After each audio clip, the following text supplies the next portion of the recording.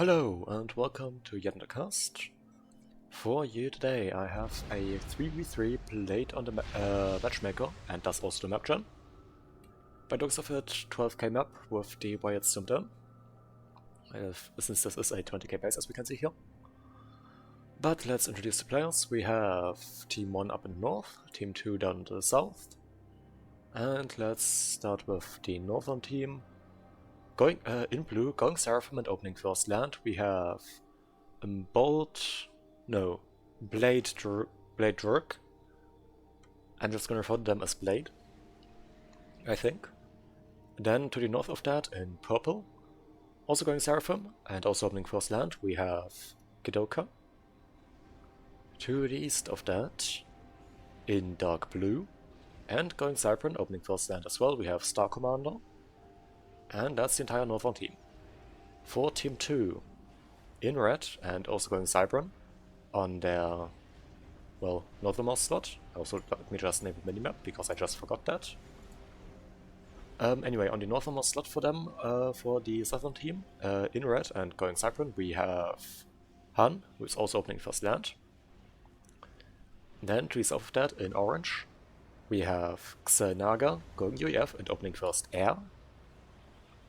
And to the west of that, in burgundy red, and also going Cypern opening first land as well, we have Virus. And already spreading quite far with some hunters and a mole, a T1 scout. Going to be quite a nuisance to their opponent. So, Mapgen. We have, as per usual for Mapgen, a few plateaus. Though all the important ones with maxes are actually pathable in this one by the looks of it. We have a few ponds towards the sides, though I don't imagine those to be of any importance, and reclaim-wise, not a lot, just around 5.4k reclaim in total, the entire map. Which definitely isn't that much. Air Scout out for Xenaga, not too surprising since they did go first air. With that you can usually go for an early air scout. And of course Commander Crash coming out from a Blade and coming out for Han. And Virus and basically everyone else. Not too surprising right there. It is what you would expect on a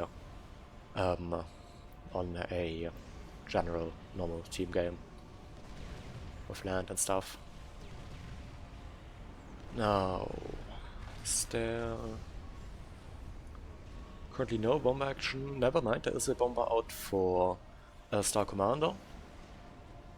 And that is attack moved into a patrol. Well, let's see what we're gonna get. Probably, well, okay, it's gonna get this NG. Getting its first kill, 62 mascot. Nice. And now it's being microed properly, but there's already an inti out for Xenaga. And with that bomber will just be shot down before it gets a second drop off. It did however deny this max right here. So that's great to see. Now the rabbi I pointed out earlier with those hunters did end up killing a NG right here that was building a radar. Denying a bit of intel. And is continuing to press northwards, so that might cause some other issues. Main production of land for Blade seems to be in this expansion right here. Honestly not too far from the ACU of Virus. And 4 minutes in, already a T2 max, but they did reclaim their main land factory. So, and there was some bigger clumps of reclaim in the pond right here, so I guess that's where that came from. Where the mass for that came from.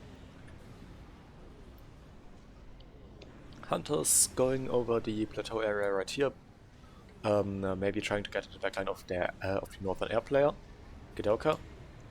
But they are in the area with the ACU and there are now some therms gathering for Blade to deal with that. Small push out here, a few units skirmishing, but nothing too important. We're looking at 3 Mantis against what was originally 2 Therms, 1 died, but 2 more were built. So not much of a... nothing really special there. They are running north, but well, they might get this NG. That's queued up to build this max. Looking at their move queue, yeah, they probably will. And Bomber just utilized to take out the stuff up here, but that ACU is closing in, so that will be gone any moment now. And there it goes. With a combination of both Bomber and ACU. As I expected, that NG dies. That stuff is moving further in, and there are some Suis. Looking at those move orders, that Sui will probably die. Yep. Taking a bunch of fire, and there it goes. But those units do end up dying as well. However, it currently seems like Virus is outspamming their opponent Blade, who does have a bit less units. But looking at the base here, I currently can't see a finished T2 max. There is one upgrading currently, slowly. But with that, I expect Blade to have a bit of an equal advantage. And I am... well, never mind, there are more maxes for Virus to collect, I guess, so not any real difference there. I guess that's where that comes from, why both players are actually on basically equal mass right now. But with with having more access to more maxes, I guess Varus will have a higher eco cap. Now, ACU 4 Blade being used very, not very aggressively, but very defensively, to be precise, to just repel this push right here. But the ACU 4 Virus is already pushing from the other side, forcing that to pull into that direction. And those units are forming more for the sword front line. Now, we didn't pay attention. Are there any gun upgrades? There is one out for Han. I don't expect that commander, Gidoka's commander to have a gun upgrade, and it doesn't. Also don't expect one for Xel'Naga, and correct. T2 going up for Star Commander, as we can see here. And much more fighting going on here, by the looks of it. Blade is able to push Virus back a bit. Now, is there already anything queued up with that T2 commander? Not yet. Is there any T2? No. Push going out, coming out from Han, a small one. I guess, well, it did kill off a bit of stuff, but nothing too important. Also noteworthy, Han does not have any real spam right now. Well, there's a bit of spam up here that is defending quite admirably, but it's not nearly in the range that you would want right here. In the south, Virus is going for a gun upgrade. And so is Blade. Okay, this T2 is very close to finishing. Radar apparently for Star Commander does go down, and they still have 20 seconds left on that upgrade. Now being pushed by a gun ACU and a bunch of spam. It doesn't look great, and they decide to cancel T2 because they don't think that they can finish it in time to survive that and pull back. And though, to be fair, I think that is a very good assessment. Because that's something that you don't want to risk to die to really get pushed by. T2 now going up on their land HQ. But that still leaves the problem of the lack of spam production. They have one factory right here that's building NGs, and the one factory that's currently going T2. They don't have any combat units. And something to always keep in mind in this game, more shit counters less shit. Right here in the south, a small push out from Blade, threatening some nexus of Virus. I guess in a play to do something about the eco situation, though Blade is currently slightly ahead. And Star Commander forced back on all sides. Also currently lowest eco player in the game, losing a bunch of maxes to this run by right here, which has a bunch of mass code.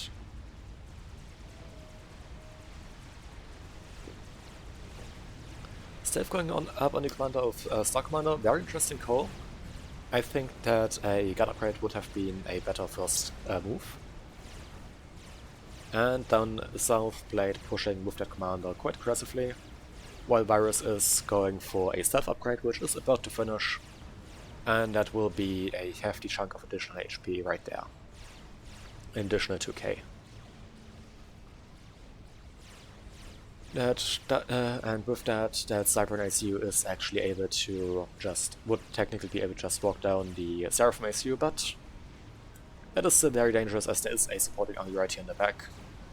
That needs to be kept in mind. This push actually very successful, taking out these two maxes right here, as well as this one, meaning that it killed 5 maxes in total, as of now. There goes the 6th one. And number 7.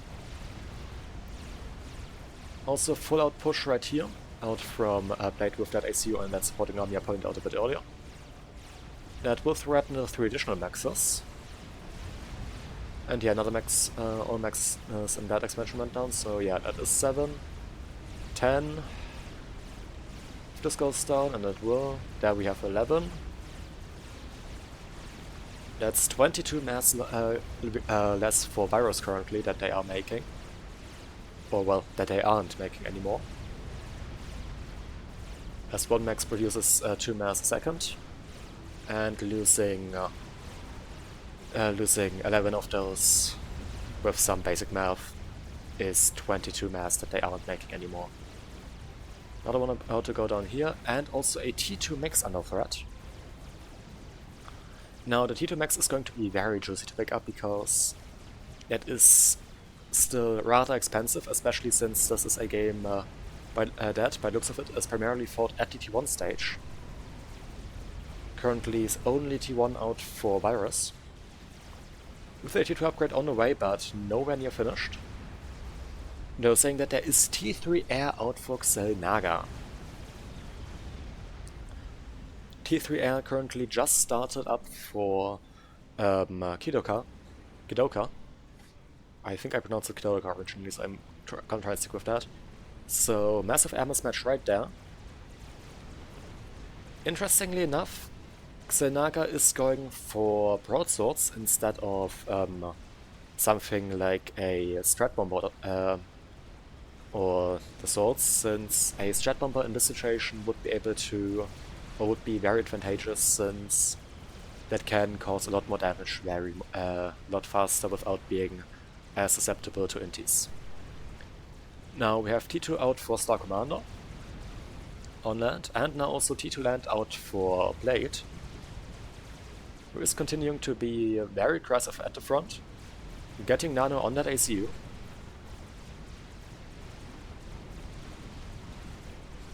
And a slow rebuild out from Virus, taking back those maxes that were lost earlier.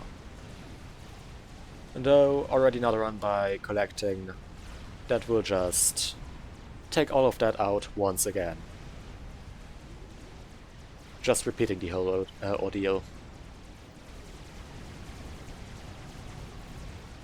Now, up north, Star Commander, now also with gun.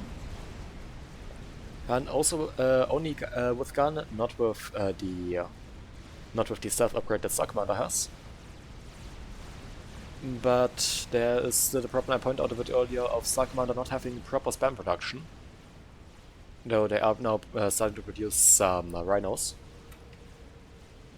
which can at least do something. Though the rally point back here doesn't seem that useful, to be completely honest with you.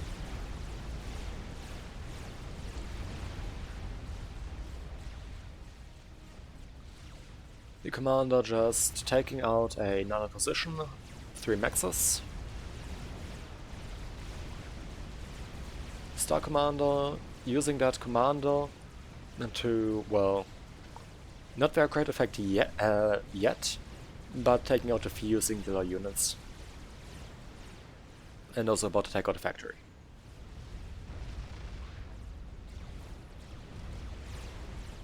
So, something that I definitely have to say, even though they are 1200 on the 3v3 matchmaker, they definitely should build a lot more factories. As we can see, they are getting completely outspent by their opponent and just forced back. Not really too great at holding that off. And that's not what you want to do. Or that's not what you want to happen. You need your own spam to contest that.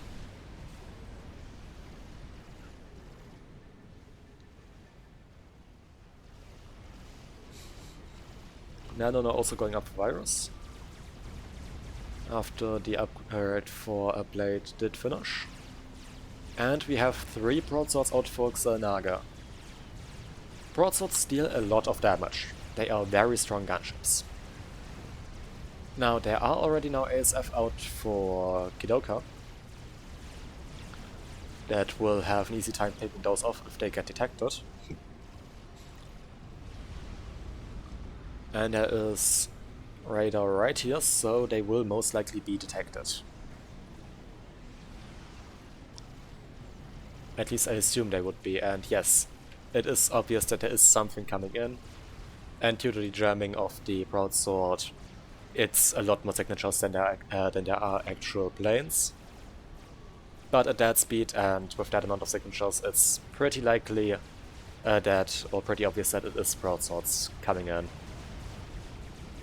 And those will just get shot down. They might get 1 T2 max. Yes, they do. 1 T2 max, that's 800 mass, but one broadsword dropping 900, meaning that is a net total of mass. That is a mass gift. Also the 600 that are required to rebuild that, or that are in that rack.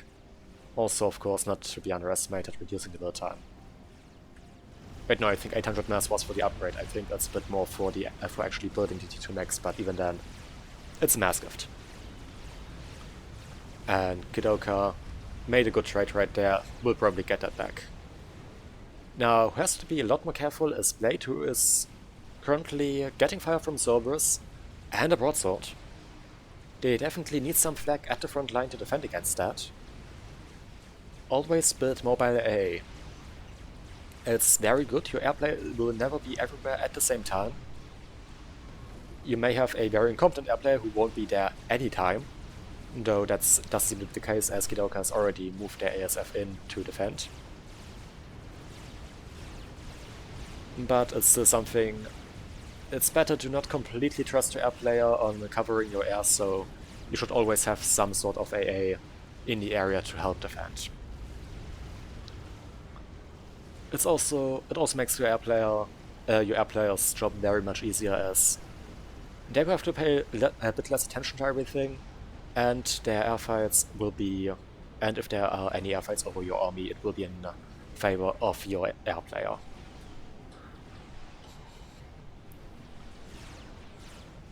And that's generally the stuff that you want to happen.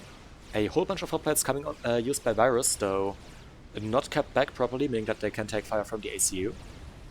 Hoplite not very tanky, but some amazing damage potential, though somewhat easy to dodge with their rather slow missiles. But the big thing is their range, and that's definitely what you should utilize. As you can see, 550 HP, they are not very tanky. Just roughly the double HP pool of a normal T1 tank. And beetles, a fire beetle. Now, it would be interesting to see if those get utilized to great effectiveness. You don't see them that often. The walking bomb of the Cybron. It gets cloak, no stealth, meaning that it will show up on radar, but not on line of sight. However, it does deal a bit of damage when it detonates with its stealth bomb and EMPs your units. And you can see a bunch of damage done to these issues. 11k. No, not 11k, 1100. 11k would be a lot. That would be hilarious. That would be an hilarious amount of damage that those things would do, but they don't. And that is probably for the best. Now, Blade pushing in with that gun ACU, gun and nano, and taking out those PDs. Getting in some nice overcharges. Still needs to be a bit careful as those deal a lot of damage, especially that T1 PD. T1 PD is actually in general weaker than T1 PD, since the big downside of T1 PD being its limited range. However, it does have a lot more DPS than T2 PD and is a lot cheaper. So easier to spam up. And if you just have units walk into a PD line, or enemy units walking into a PD line, you're better off just building a T1 PD because, well, as I already said, cheaper, so easier to spam, and more DPS. And when your opponent just walks into the stuff that way, you don't have to worry about the range really either. But it ends up being taken down, and so is this T2 factory that was built up here, or it's about to go down. There it goes. And would you look at that, another run by. Taking out, you guessed it, 3 maxes. This cluster right here. And those were T2 maxes. That is painful. That is very painful. Some of them were even capped, meaning that they made 9 mass per second income. Much of T1 bombers utilized to try and defend, but I was about to say, but they won't do too much, but no, they will, because once again, no AA. However, on the note of AA, there is no flag in the unit next right here, so that's nice to see. Short look at economies. Economy is very close. Team 2 is slightly ahead by around 40 mass. Yep. So, bit close, but nothing too major, and completely missed that Star Commissar died to Han. Not too sure what happened there exactly. And yeah, they died to something. Maybe it was army, and no, looks like there is a TML. Now, if they died to a singular TML, that would be very funny. And very sad. Because they had higher HP pool due to their stealth, so they should have noticed the commander under attack warning a few times and maybe just pull it back. Maybe they also just had the bug where you don't get any game sound, I don't know.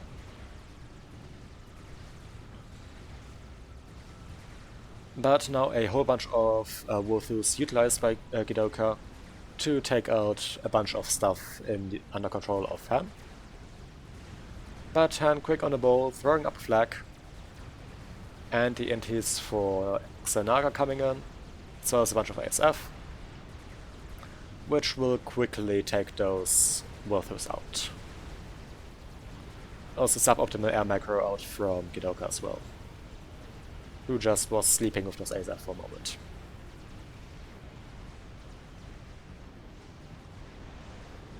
Airfight seems to be going in favor of Xel'Naga, taking out both a whole bunch of ASF and basically all intis of Gidoka, as well as all the gunships. Now, intis might not seem that important in the T3 air stage, and to be fair, they aren't. But the big thing that they can provide is some additional HP and some additional DPS, even if it's not that much. It's not worth really building them at the T3 air stage because they just can't really compete with ASF, but if you still have them, they matter a lot in the first airfight. In the first T3 airfight. The tactical missile launcher utilized to take out a whole bunch more Axes. Now up to 7 kills and 2.5k mass killed. And, well, okay, that's actually big important down here. We have a big full out push out from Blade now. I guess seeing that they are down a player, intending to equalize the playing field a bit. And Virus is shedding HP at a worrying rate. Already down into the red, and that's a lot of Ishwas. And there they go. That took longer than I expected. Yes, there they go. And with that, we are back down to to even player numbers in a 2v2. Let's maybe take a short look at aircrafts. 2 air factories out for Gidoka and a chicken under construction. A whole bunch more air factories out for Xanaga, so they will probably win the air game in long term. 4 air factories.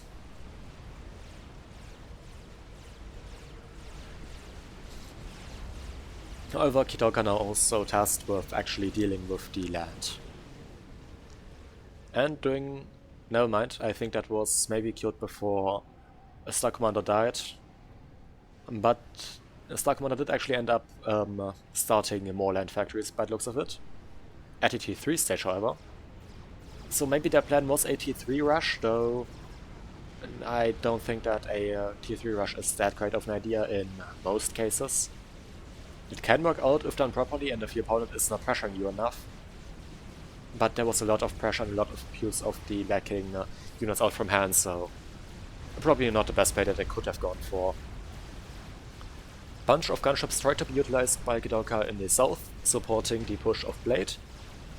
But Xanaga notices and just kills that off with their ASF. That ACU 16k mass kit, roughly 20k HP, not to be underestimated, and also a 100 regen. Flag proving very effective in taking out these T1 bombers. They do get 1 pass off, though I'm pretty sure that's not even a full pass for them. And a bunch of maxes go down once again. And run by on this side once again, which will most likely take out a bunch more maxes once again. But there are now a bunch of broadswords. Never mind, those are not moving in. Those are pulling back.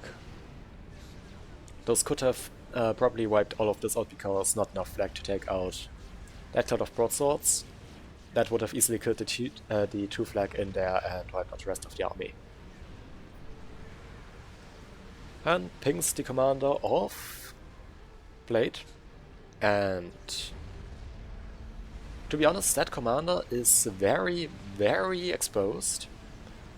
It does have 20k HP and 100 regen, but that's not a lot if you're dealing with multiple broadswords like that. You want at least some air defenses to help your ACU not die. And ideally you want them at T2 or even T3 against broadswords. T2 generally better if you're in a hurry because it's a lot cheaper to build. But broadsword's very tanky, so T3 is also not too bad of an idea. Now, up in the north, Chicken did finish for Gidoka, and they are using that to currently force back the units of hand. Well, not force back, but wipe them out. And there aren't too many units out, so that will probably just be a push completely through everything. Bunch of their units currently tangling with the commander of Blade, having moved through the middle area, I guess. That is you just taking it and taking them and killing them, though that is still very dangerous since it is still an ACU, and even with nano, those 5 bricks are still very dangerous, though overcharge does minimize the threat a bit. But I don't see too many good defenses currently out from hand, so I don't think they can actually do anything against this chicken. At least on their own. There are these broadswords which will most likely be enough to take that out. As well, okay, there are a few bouncers in the back. Those might be enough. Okay, yeah, there are a bunch more bouncers coming in. Those will probably be enough to take out the gunships. But that chicken push can potentially win the game right here. Now, aircraft expanding for Kidoka, since I guess they noticed that they were behind on air production. And tactical nuke coming out for Xanaga, as well as a fat boy. The big tank. And the mobile nuke of the UEF commander, the so-called Billy. Not sure where the term Billy comes from, but it is used quite a bit for the tactical nuke upgrade for the UEF. Now, more bricks than I expected out from Han, but still don't think that those will be enough, especially since there's also a pretty sizable brick army with some loyalists out from Gidoka, which will most likely be able to just take out those bricks, bricks out from Han. And I don't expect the attempt to build the PD to be of any success, or really that successful, and yes, one of those AoE plasma charges was just enough to wipe out the entire PD bank. The gunships do come in, and there is a big airfight. But the bouncers immediately targeting the gunships. And, well, okay, never mind, the chicken is going down still rather fast. Never mind, the gunships retarget onto the AA. So chicken survives for a bit longer. Maybe it gets level of veterancy. No, it's miles away from that. But all AA goes down, and the airfight overhead seems to have gone in favor of Xanaga, meaning that those gunships can just completely wipe out the chicken now, completely demolish that. After it got a winning 18k mascot. Well, not quite winning, but a impressive 18k mascot. But yes, broadswords very chunky, very hard to kill, meaning that they did end up surviving the AA. Only a bunch of loyalists make it past and make it into the main base of Han, threatening a T2 max, not T3 max, and that does end up going down. And it was fully kept, meaning that's 27 less mass income. Another one threatened, but not much left, so I don't think that another one of those maxes will go down. Never mind, another one will go down. So 54 mass less. However, that seems to be all of it.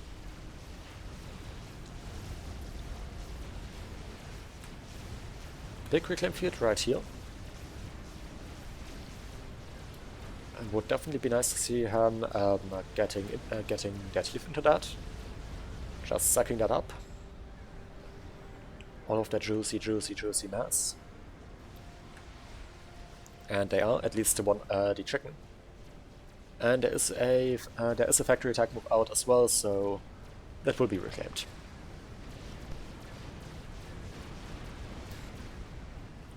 And the stuff up here did end up being claimed by Blade for a while, but there are these bricks now out that are just running past and threatening that. Now,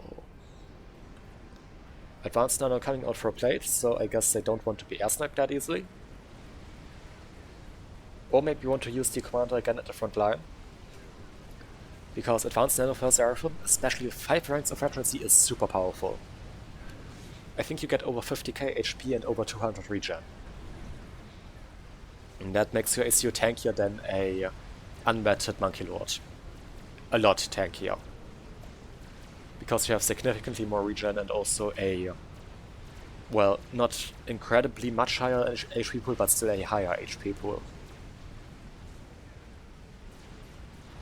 So it's not insane, but it is noteworthy. Now, a bunch of lightning tanks, a bunch of mobile shields in the army up here.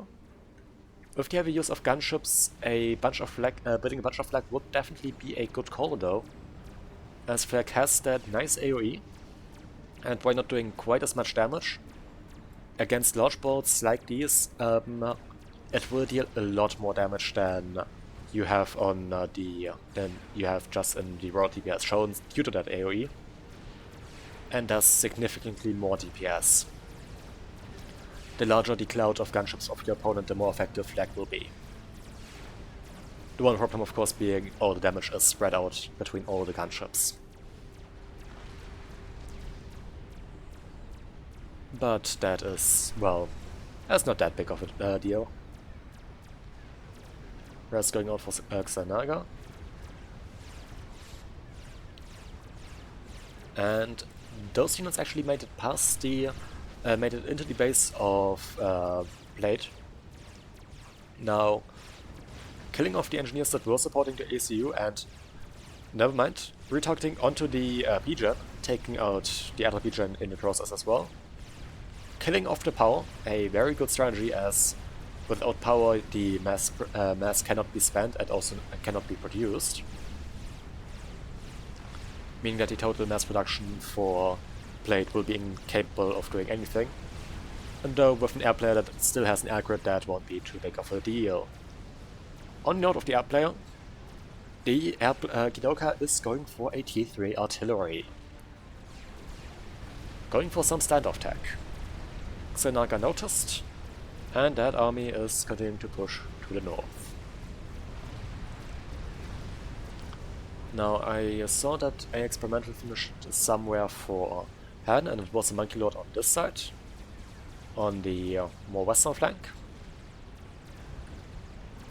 Map control wise, Northern team actually very far ahead, though they don't have any of the majority of their maxes claimed.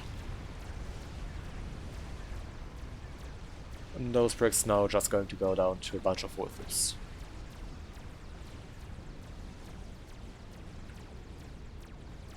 Without achieving too much more. Fatboy for Xanaga finishes, and they decide to push up with their commander under the shield of the Fatboy, meaning that they are protected with those 20k additional HP.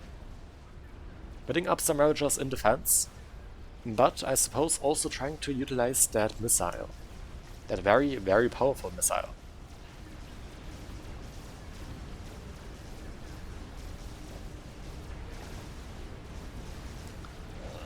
Though, important thing to say, the army for Blade is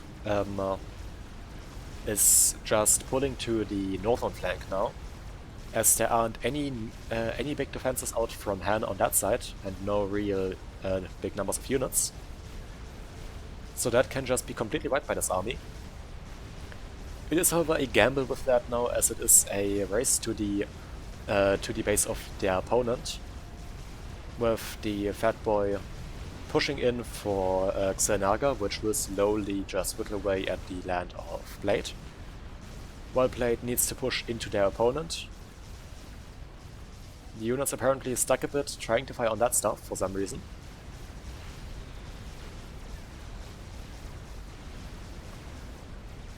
Now, big thing about the Fatboy, it is easy to take out. As it, if you actually get in range, that is. Because only 20k HP on that sheet and only 12k on the of actual HP. That might sound like a lot in the early game, but it's an experimental, it's a late game unit. It's not that much. Monkey Lord for Han actually redirected to the north, meaning that there is no proper defenses there against the incoming push. Though saying that, there is also a big land push now coming out for Gidoka, supporting their ally, and that might still change the whole situation. With but at the same time, another Monkey Lord under construction and a lot of PD still up here. I may have underestimated the defenses in the area.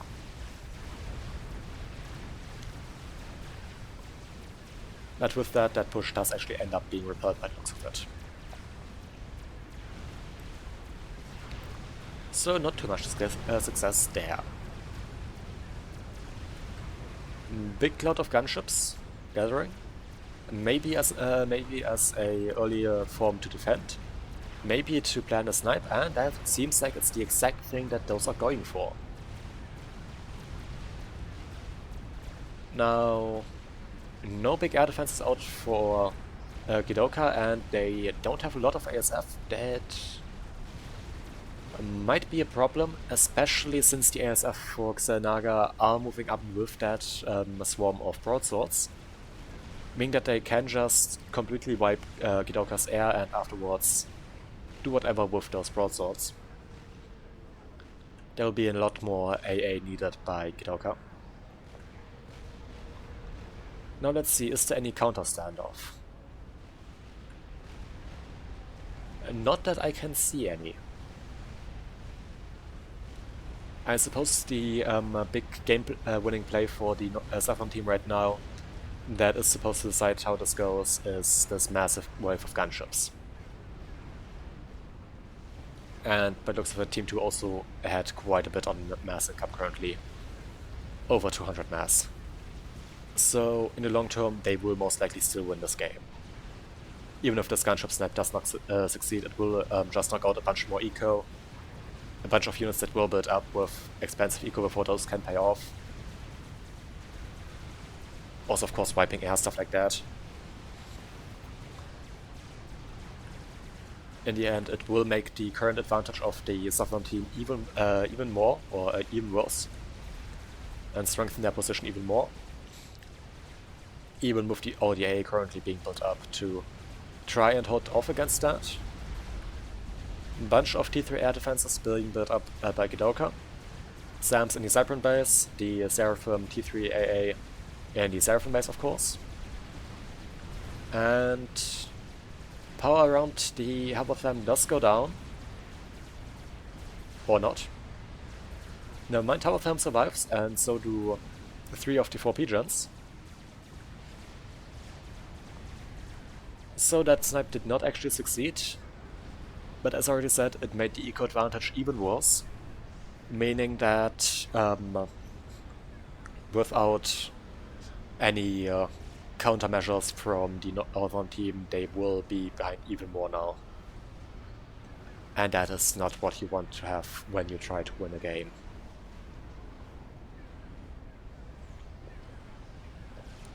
Now, Big Northern snipes prepared from both Kidoka and Blade. Going after the Fat Boy by the looks of it. At least the one of Blade. The one of Kidoka still just sitting back, last I saw, not really doing anything. Billy Nuke striking the army of Blade on this side. While on this side, Fat Boy does end up going down to the Northers. And RT is hitting this base, though it is shielded, so I don't expect too much to happen from that. And double capping has started. A bunch of Psychos now also being dropped to the front line for, yes, those are Psychos, so probably for reclaim purposes. Monkey Lord also ends up going down to a bunch of Orthos and Nothas. So 2 experimentals done on that side. But there is still a 4 times sweated Monkey Lord right here with basically full HP against that army with a bunch of supporting bricks, so that could be a big problem, and that will most likely wipe this army. A lot of shields, but Monkey Lord has a lot of DPS with that big laser beam. So the shields don't hold out for that long, and it does take a lot of fire, and, well, okay, it will most likely actually go down. I guess it's the day of the miscalls for me today. Those bricks are also all very heavily damaged, so they won't hold out that much, but their DPS seems to be sufficient to take out the Elthams right here. And another Monkey Lord waiting right here. No, we now also see a counter chicken out from Blade. And that's an interesting thing to see. A bunch of bricks waiting in the water and about to make landfall. Now the SU for Blade does have advanced nano, meaning that it has 50k HP and 250 regen due to its 5 ranks of veterancy as well. I'm not sure how well they will help against 7 bricks. Okay, 7 bricks isn't that much. Maybe it will suffice. Depends on how much e-storage the Blade still has.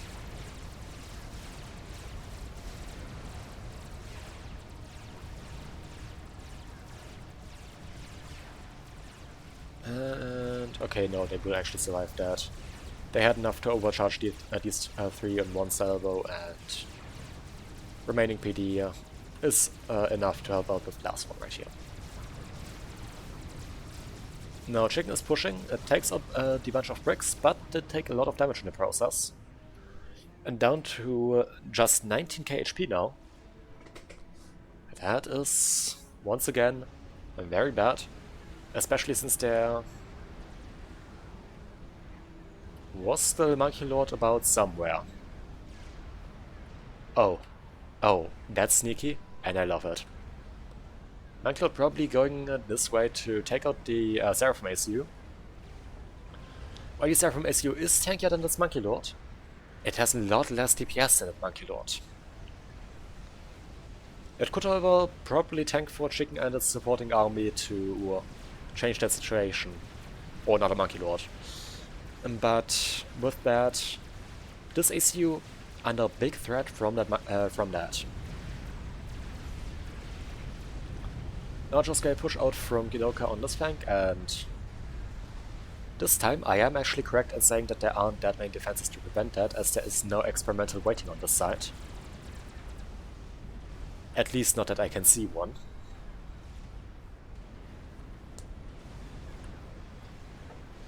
But Gidoka still deciding to pull back with the army for now. Do they know where that ACU is? No. If they did, a good call would probably have been to just move the bricks into the water and kill it with the torpedoes. Other question, do they know where the ACU is? Yes, and there is a monkey moving up on that now. The exact thing that I predicted to happen. Now, how much overcharge does Blade have? They have 94k mass storage in total, and that's all used up now, so their overcharge won't be that powerful anymore. They take a lot of fire from the monkey does retarget. They can regen a lot of the power now for another overcharge.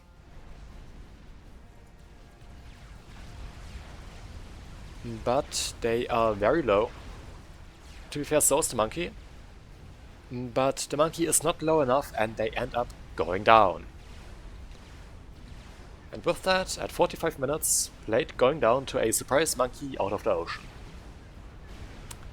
Something that I just read in chat, apparently there are 2 nukes, and yes, Gidoka deciding that their play of the game, yes, is just 2 nukes now, after the RT apparently died.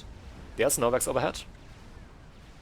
And very interesting call out from Gidoka to just have the ACU standing out in the open, while there's Novax killing their base. Maybe their idea or strategies, intentions are so genius that they just transcend any understanding of us mere mortals. Having the ACU just stand out in the open with no shield. Maybe it's also just pure negligence and forgetting that the ACU is standing right there, where it should never be standing, while, once again, there's no Vex overhead. Now, the chicken right here that I pointed out earlier is pushing in, but there are a whole bunch of Ravagers right here. I think I pointed them out earlier, that they will, that Xenaga start building them with the ACU. Also a big cloud of broadswords. Though in response to that there's a big cloud, not cloud, big group of gunships.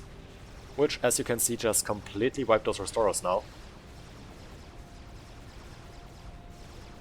Those just stop existing. It feels like both Xenaga and Gidoka forgot or didn't notice that that ACU is not shielded. Though Blade just pinged that that ACU needs to move under shield. And that is exactly what is happening now. Now there are 2 Novax actually on the field, a 3rd one queued up. Maglev also building. Second Novax still on the way, but with that... Okay, we're looking at a T2 shield and a T3 shield. Covering the other stuff. Though... No, I think the ACU is actually covered by 2 T3 shields and a T2 shield, so that's not too bad. At least partially covered. Not too sure what the idea with those stealth gens is. Maybe to hide the nuke launcher till it finishes, or till it gets scouted properly. Maybe something else, not too sure, but... Well, once the buildings are scouted, then no stealth in the world can prevent that, because that scouting information is just stays. But first nuke flies out, and it seems to be going after the base of Han, after the main base, but there is already SMD up, which is not loaded. Well, never mind. And with that... Kaboom! Second nuke flies out. First one now with 83k mass killed. Or 84 if we actually look at the decimal point. That's pretty nice. Second nuke seems to be going after the old base of Virus. Eco still largely in favor of Team 2, and there was SMD that did actually cover that, and thus that nuke did end up being shot down. Shields do end up collapsing under the pressure of 2 satellites. Or maybe a power saw, not too sure. Not too sure. Maybe both. No, I suspect it was a power stall, as there weren't that many T3P gens left for Kidoka. Whole bunch down here. Not too sure, but other thing, of course, those nukes take a lot of power to build. Kidoka's ICU not just being targeted down by these Novaxes and without any upgrades on it. Not very tanky. And there goes the Control K. Right, I hope you enjoyed this cast. Hope to see you again in a future one. This was streamed live on Twitch, link to that will be, as per always, in the description. If you liked it, you can always leave a like. I won't force you, of course. And yes, there will be more casts like these coming out, so subscribe if you want to be notified when that does happen. And till then, bye!